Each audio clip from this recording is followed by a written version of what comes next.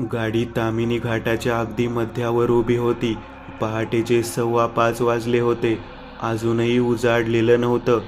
गाडी रस्त्याच्या कडेला उभी करून काही फुटावरच दिसणाऱ्या पायवाटेने आता विक्रांत, शशीधर, सुशील आणि आर्या ती दोनही प्रेत घेऊन जंगलाच्या दिशेने चालू लागले. बाबूच्या बाबतीत काय घडलं असेल याची कल्पना आपण करू शकतो, पण सोसायटीच्या सेक्रेटरी रेगेची हत्या कोणी केली आणि त्याला माझ्या गाडीच्या डिक्कीत असं कोणी भरू शकेल? गाडीची डिक्की तर लॉक होती. काहीच कळत नाहीये. सगळं राज करतोय. माझा तर अजूनही विश्वास बसत नाहीये.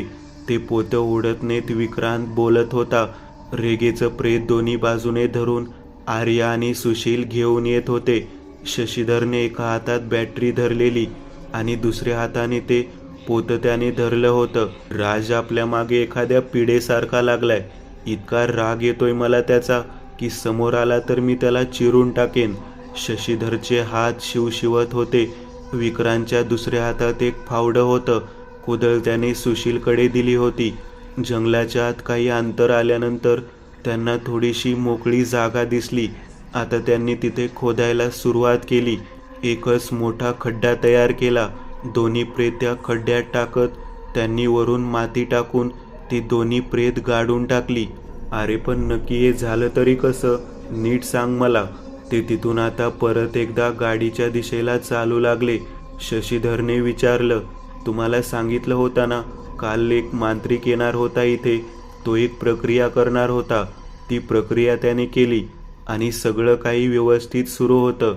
माझ्यावर ज्या प्रकारची करणी झाली होती आणि त्यानंतर मला एक म्हातारी दिसायची, त्या पिशाच्याला देखील त्यांनी स्वतःच्या कंट्रोलमध्ये केलं होतं. तो मांत्रिक कुणी साधारण मांत्रिक नव्हता. खूप पॉवरफुल माणूस होता तो.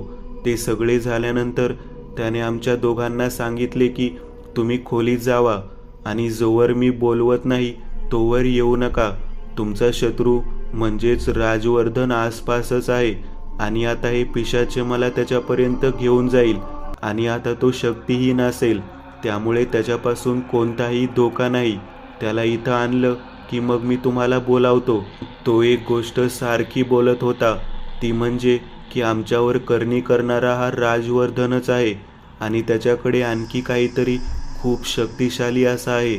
ते त्याला म्हणजे बाबूला हवं होतं. कोणती तरी गोष्ट त्याला मिळाली आहे. त्यानंतरच तो इतका शक्तिशाली झालाय. जेव्हा मी पहिल्यांदा त्या मांत्रिकाला भेटलो होतो त्यावेळी त्यांनी त्याच्या सिद्धीने एक गोष्ट माहिती करून घेतली होती की तो मरायच्या अवस्थेत होता अगदी काही दिवसांपूर्वी. त्यानंतर एके रात्री काहीतरी घडलं, पण त्या रात्री असं नक्की काय घडलं ते मात्र त्या मांत्रिकाला देखील कळत नव्हतं. राजकडे काहीतरी असं आहे जे त्या मांत्रिकाला हवं होतं, एवढं मात्र तो बोलला होता. आम्ही आमच्या खोलीत आलो. आम्ही खूप घाबरलो होतो, पण मनात एक आशा होती की आता आपली सगळी संकटं दूर होतील आणि काही वेळातच राजला तो इथे घेऊन येईल. राजला काल रात्री संपवलं जाणार हे निश्चित झालेलं.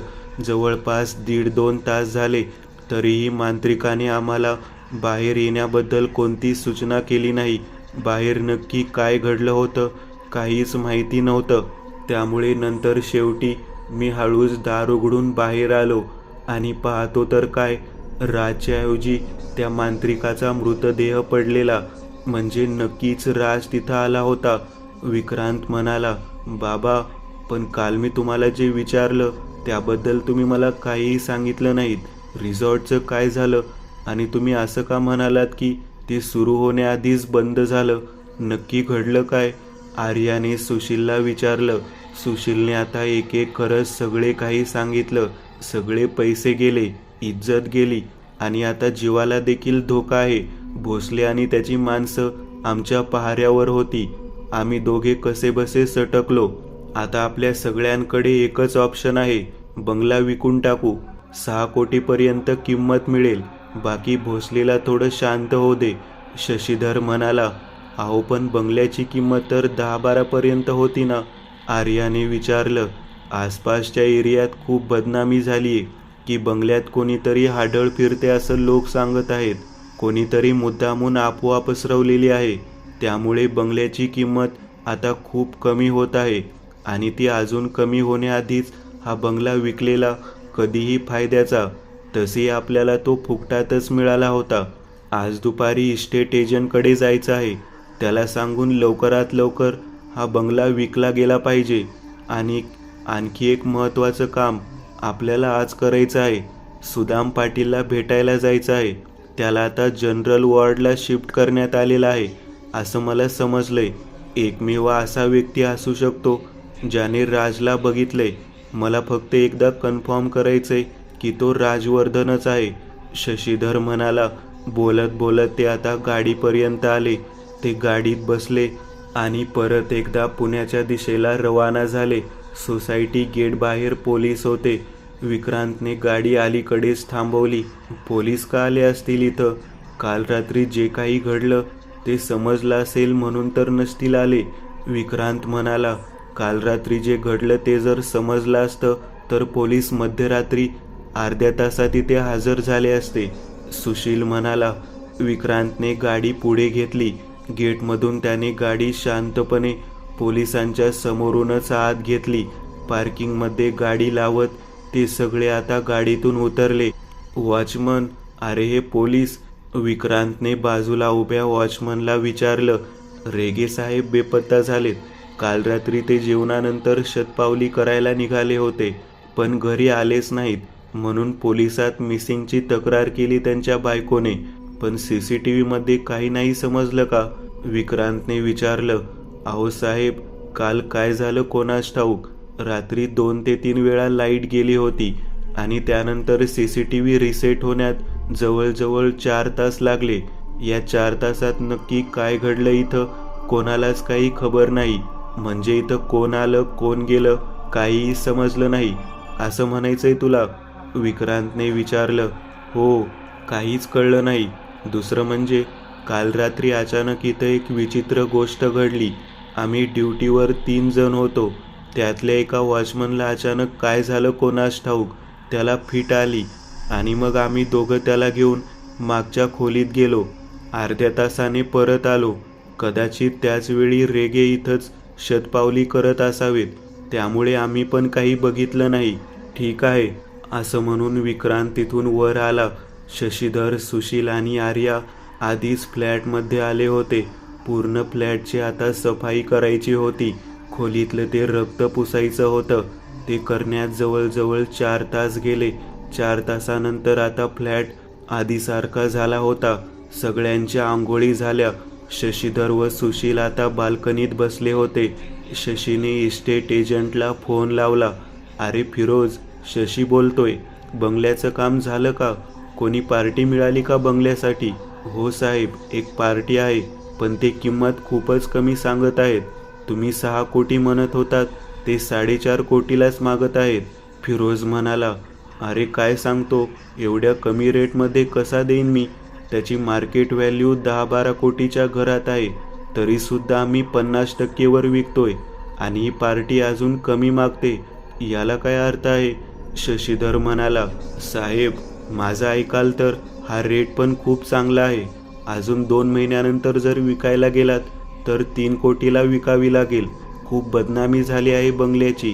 तुम्हाला खोटं वाटेल, रात्री इथे काही गाड्या येऊन थांबल्या होत्या. नंतर समजलं यूट्यूबर लोक होते. त्यांनी आपल्या बंगल्यावर व्हिडिओ बनवायला सुरुवात केली आहे. मनाला येईल ते बोलून, नसत्या गोष्टी व्हिडिओमध्ये सांगून ते आता सगळे व्हिडिओ यूट्यूबवर अपलोड करत आहेत. खोटं वाटत असेल तर तुम्हाला एक लिंक पाठवतो. एका यूट्यूबरने तर असं म्हटलं की या बंगल्यात राहणाऱ्या एका कुटुंबातील 2 लोकांनी आत्महत्या केली होती आणि आता तेच पिशाच्य बनून इथे राहणाऱ्या लोकांना छळू लागलेत. खूप बदनामी झाली आहे, त्यामुळे हा रेट मिळतोय. तो आपण घ्यायला पाहिजे, एजंट म्हणाला. बरं ठीक आहे, मीटिंग कधी करायची? शशीने विचारलं. संध्याकाळी माझ्या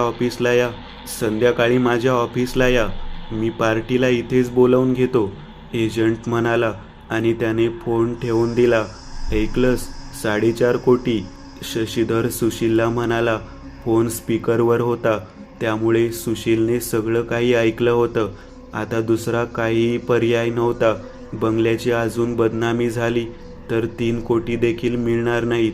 त्यामुळे आता आपण ही डील स्वीकार करावी असं मत सुशीलचं देखील पडलं. बंगल्याच्या डॉक्युमेंट्सवर शशीधर आणि आर्या या दोघांची नावे होती. एजंटकडे जाताना आज त्या दोघांना जावं लागणार होतं. संध्याकाळ झाली होती. फिरोज इस्टेट एजंटच्या ऑफिसमध्ये आर्या आणि शशीधर दोघेही येऊन पोहोचले होते. ते संध्याकाळी 5:30 वाजता तिथे आले होते, पण समोरच्या पार्टीचा अजूनही पत्ता नव्हता. आता म्हणता म्हणता 7:30 वाजायला आली. अरे फिरोज, काय झालं? विचार ना त्यांना कुठे आहे ते. शशीधर वैतागला होता. पोहोचले, ते जवळच आहेत, येतील 10 मिनिटात. तुम्ही जरा शांत व्हा. अहो शेठ, आपण आता अशा पोझिशनला आहे की आपल्याला लोकांचं सगळं वागणं, त्यांची बेशिस्ती सहन करावीच लागणार आहे, फिरोज म्हणाला. आणि शशीधरही परत एकदा घड्याळाकडे डोळे लावून बसला. तितक्यात त्याच्या ऑफिसच्या दाराशी केशव येऊन उभा राहिला. फिरोज, केशवने दाराशी येत आवाज दिला. फिरोजने तिकडे बघितलं. अरे या केशव भाऊ, मॅडम आल्यात? फिरोजने विचारलं. हो आल्यात. केशव आत आला. फिरोजने त्याच्या माणसाला 2 खुर्च्या आणायला लावल्या. तसंच त्यांनी त्याच्या माणसाला 2 स्पेशल चहाचीही ऑर्डर दिली आणि काही मिनिटातच आसावरी त्याच्या ऑफिसात शिरली. या मॅडम, वेलकम.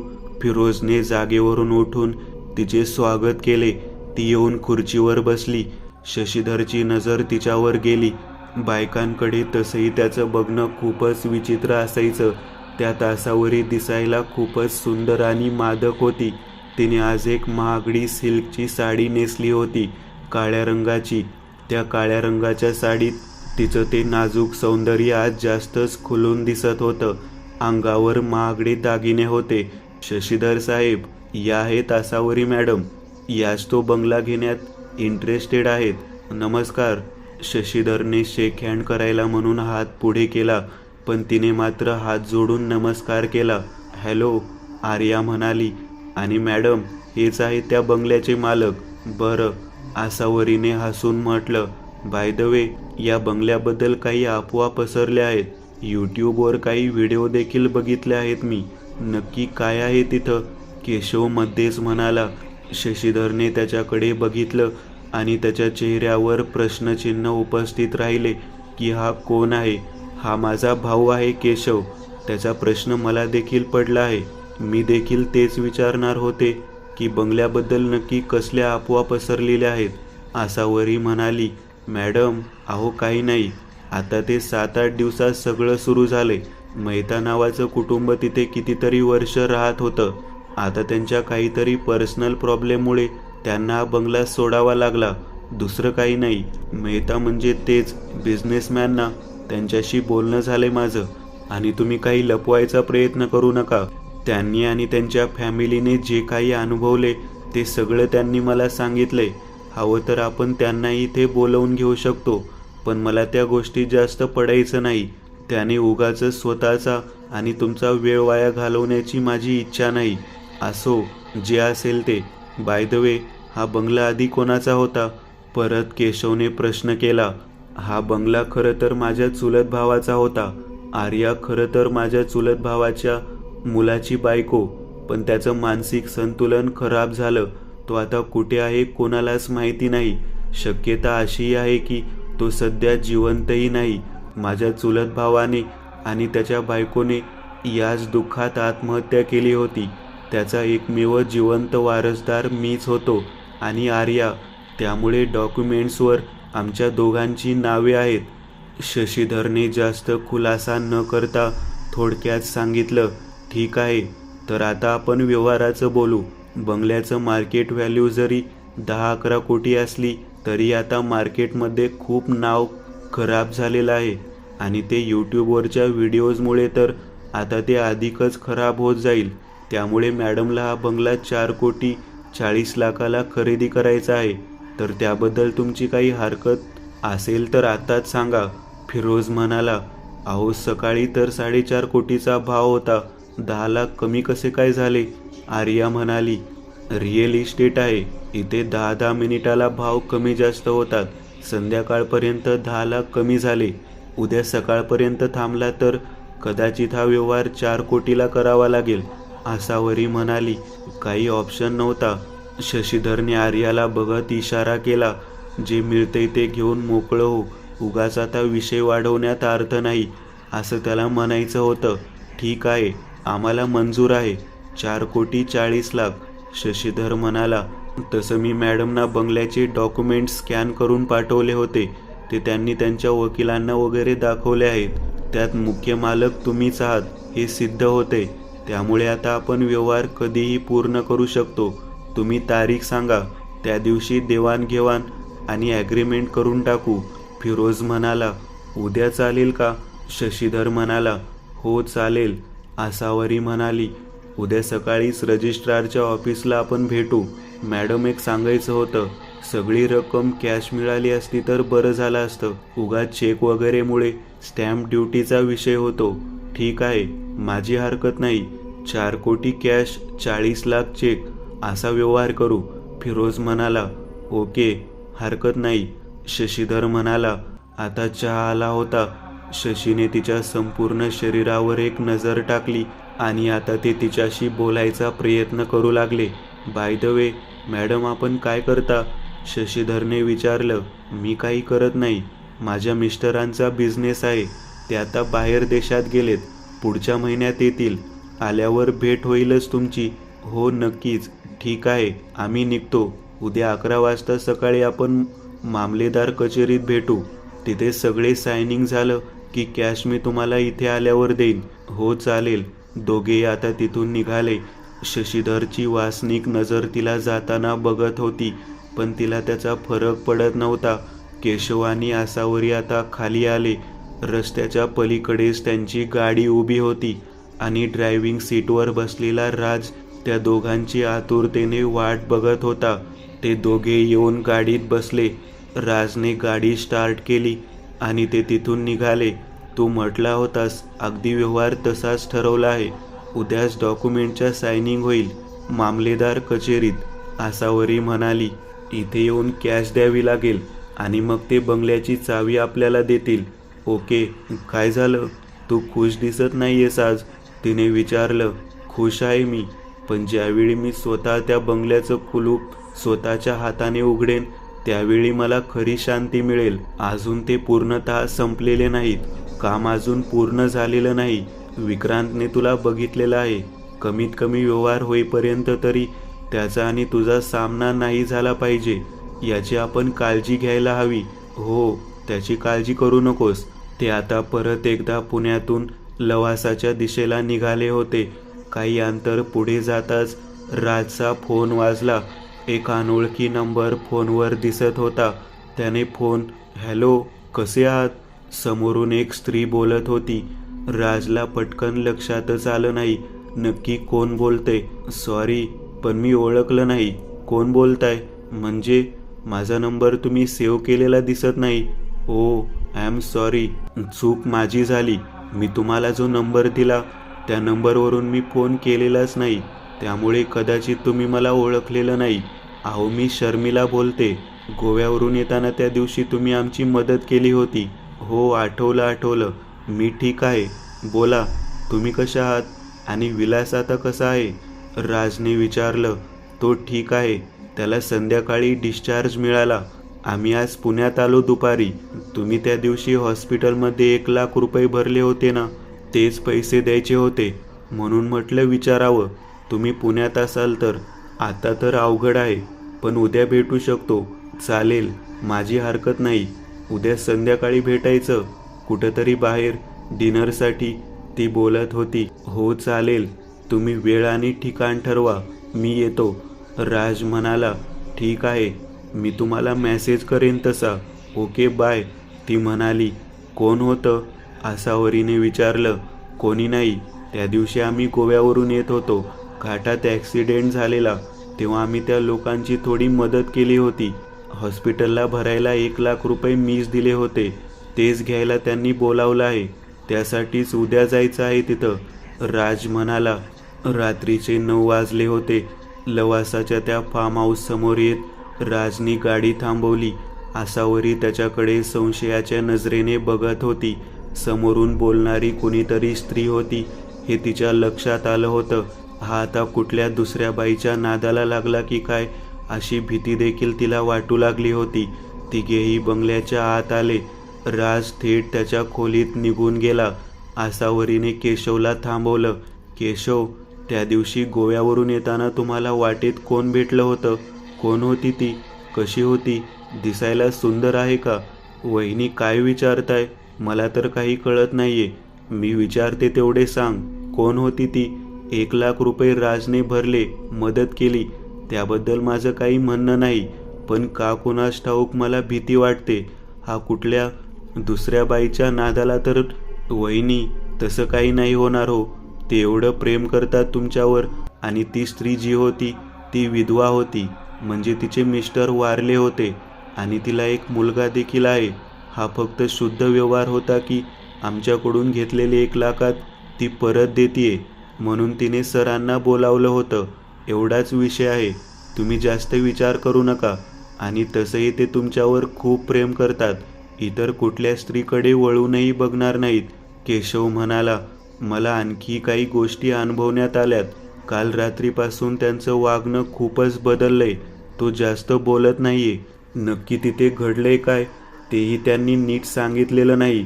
आणि त्यात आता या नवीन बाईच्या येण्यानं तर मला भीतीच वाटते आहे. आसावरी म्हणाली, वहिनी काही काळजी करू नका. उद्यापर्यंत सगळं नॉर्मल होईल आणि ते कोणत्याही इतर बाईच्या नादी लागतील हा विचारच मनातून काढून टाका. केशव म्हणाला. केशव त्याच्या खोलीत निघून गेला. आसावरी मात्र हॉलमध्ये सोफ्यावर बसून कितीतरी वेळ विचार करत बसली. राज त्याच्या खोलीतल्या बाथरूममध्ये शॉवरच्या खाली उभा होता. त्याला काय झालं होतं कालपासून कोणास ठाऊक, पण तो जास्त बोलत नव्हता. त्याच्यातली ऊर्जा जरा जास्तच वाढलेली आणि या ऊर्जेमुळेच कदाचित त्याचं स्त्रियांच्या प्रतीचं आकर्षण जरा जास्तच वाढलेलं होतं. थंड पाण्याखाली तो उभा होता. वरून शॉवरचं पाणी त्याच्या डोक्यापासून पायापर्यंत ओघळत होतं. अचानक बाथरूममध्ये आपल्या मागे कोणीतरी उभा असल्याचा आभास त्याला झाला. तो दुर्गंध त्याला जाणवला. आज पूर्ण दिवस ती त्याला दिसली नव्हती. त्याने मागे वळून बघितलं की त्याच्या मागेच उभी होती. इतर वेळा ती त्याच्या शरीराला येऊन खेटायचा प्रयत्न करायची, त्याला स्पर्श करायचा सतत प्रयत्न करायची. पण आज त्याने पुढच्याच क्षणी तिला स्वतःच्या मिठीत ओढलं. त्याला काय झालं होतं काहीच कळत नव्हतं. तिच्या त्या विद्रूप शरीराला देखील तो आता मिठीत घेऊ शकत होता. यातच त्याच्यातल्या सैतानी शक्तीचं वाढलेलं वर्चस्व कळू शकत होतं. आसावरी खोलीत आली. बाथरूममधून शॉवरचा आवाज येत होता. ती आली. तिने साडी बदलली, केस मोकळे सोडले. मोबाईल बघत आता जवळपास 1 तास उलटून गेला, पण तो अजूनही बाथरूममध्येच होता. शॉवरचा अविरत आवाज तसाच सुरू होता. आता मात्र तिच्या मनात शंकेची पाल चुकचुकली. हा नक्की ठीक आहे ना? हा प्रश्न तिच्या मनात उपस्थित राहिला. ती बाथरूमच्या दाराशी आली आणि तिने दार वाजवलं. राज, राज ठीक आहेस ना? तिने 7-8 वेळा दार वाजवलं. त्याला आवाज दिला. आतून मात्र कोणताच प्रतिसाद येत नव्हता. तिला आता अधिकच काळजी वाटू लागली. केशवला बोलवण्यासाठी म्हणून ती आता खोलीच्या दाराच्या दिशेला वळाली आणि तितक्यात बाथरूमचं दार उघडून राज बाहेर आला. काय झालं? त्याने विचारलं. किती वेळ झाला तू आतमध्ये होतास? मला काळजी वाटू लागली होती. नक्की झालंय काय तुला कालपासून? तू बदललेला वाटत आहेस. त्यात तू मला पूर्ण गोष्ट सांगत नाहीस. तुला मगाशी एका स्त्रीचा फोन आला होता, पण तू नीट सांगितलं देखील नाहीस, आसावरी म्हणाली. राजने तिचा हात धरला आणि तिला मिठीत घेतलं. हे बघ, मला काही झालेलं नाही आणि मगाशी जो फोन आला तो खरंच एका स्त्रीचा होता. मी कधीही लपवलेलं नाही. उगाच संशय घेत आहेस. माझं प्रेम फक्त तुझ्यावर आहे, त्यामुळे मनात दुसरं काही आणू नकोस. तुझ्या व्यतिरिक्त माझ्या जीवनात कधीच कुठली स्त्री येणार नाही. इतका वेळ सुरू असलेली तिची घालमेल त्याच्या मिठीत येताच एकाएकी शांत झाली. हे देखील चमत्कारिक होतं. दुसरीकडे मागून त्याच्या शरीराला खेटलेली ती त्याच्या कानाशी येत काहीतरी पुटपुटत होती. सकाळ झालेली. 11 वाजले होते. मामलेदार कचेरीच्या आवारात आर्या, शशीधर आणि सुशील तिघेही येऊन थांबले होते. विक्रांतला आज त्याच्या कंपनीत बोलावलं होतं. त्याला 2 लाख रुपये देऊन त्या बाईचं प्रकरण संपवायचं होतं. त्यामुळे तो येऊ शकणार नव्हता. आसावरी आणि केशव गाडीतून खाली उतरले. आज ते दुसऱ्या गाडीतून आले होते. राज कलेक्टर कचेरीच्या मागच्या बाजूला असलेल्या रस्त्यालगत गाडी लावून त्यांची वाट बघत होता. तो रस्ता सहसा सुनसान असायचा. दिवसाही काही वेळ तो गाडीत बसून होता. सिगरेटवर सिगरेट ओढत होता. हॅलो. अचानक दुसऱ्या बाजूने गाडीच्या शेजारी येऊन कोणीतरी उभं राहिलं. राज थोडासा दचकला. तुम्ही इथं? शर्मिलाला बघून त्याला धक्काच बसला होता. ही इथं कशी हा प्रश्न त्याच्या मनात आला होता. अहो माझं ठीक आहे, पण तुमचं इथे असणं म्हणजे अनपेक्षितच. बाय द वे आमचं ऑफिस आहे इथंच, याच समोरच्या इमारतीत. तो ज्या रस्त्याला उभा होता त्याच्याच उजव्या बाजूला एक मोठी इमारत होती. तिथं बरीच ऑफिसेस होती. 5 मजली इमारत होती जेमतेम. अच्छा. राज आता गाडीतून उतरला. पण तुम्ही इथे कसे? इथे काय करत आहात? मामलेदार कचेरीत मित्राचे एक काम आहे, तो तिथे गेलाय. मला तिथे जायला कंटाळा आला म्हणून मी म्हटलं मी गाडीतच बसून तुझी वाट बघतो. तो येईल आता तासात 1.5 तासात. तोपर्यंत मला इथेच बसायचं आहे. अहो मग एक काम करा ना, आपण वर जाऊ, आमच्या ऑफिसमध्ये तरी बसू. कॉफी वगैरे घेता येईल आणि तुमचे पैसे देखील मी देऊन टाकीन. ठीक आहे. राजने गाडी लॉक केली आणि दोघेही आता इमारतीच्या आत शिरले. लिफ्टमध्ये येत राजने 5व्या मजल्याचं बटन दाबलं. ऑफिस 5व्या मजल्यावर होतं हे तिने त्याला सांगितलं होतं. त्याचं लक्ष समोर होतं, पण ती त्याला चोरून बघत होती.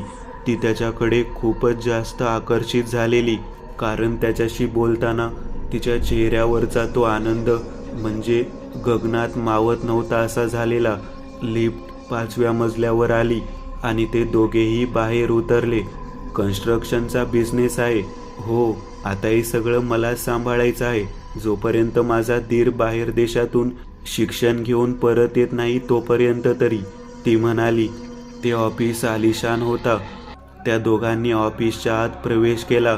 40-50 जणांचा स्टाफ आणि ठिकठिकाणी बनवलेली आलिशान काचेची केबिन्स होती. पण तिकडे न जाता अगदी कोपऱ्यात एका बंद वातानुकूलित केबिनजवळ येत तिने दार उघडलं. मॅनेजिंग डायरेक्टर शर्मिला शाह असं त्या दरवाजावर लिहिलेलं. तो तिच्या मागे आत शिरला.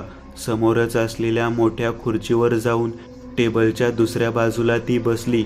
राजही तिच्या समोरच्या खुर्चीवर बसला आणि त्याची नजर तिच्या मागे लावलेल्या 2 फोटोंवर गेले आणि त्याच्या पायाखालची जमीन सरकली. रसिक शाह आणि रितेश शाह या दोघांचे फोटो होते. हे फोटो? राजने विचारलं. डावीकडचा फोटो माझ्या सासऱ्यांचा आहे आणि त्याच्या बाजूचा फोटो माझ्या मिस्टरांचा आहे. सासऱ्यांचं निधन झालं आणि मिस्टर मिसिंग आहेत, ती म्हणाली. पण हे सांगताना ती संभ्रमात वाटत होती. राजला काय बोलावं ते कळत नव्हतं.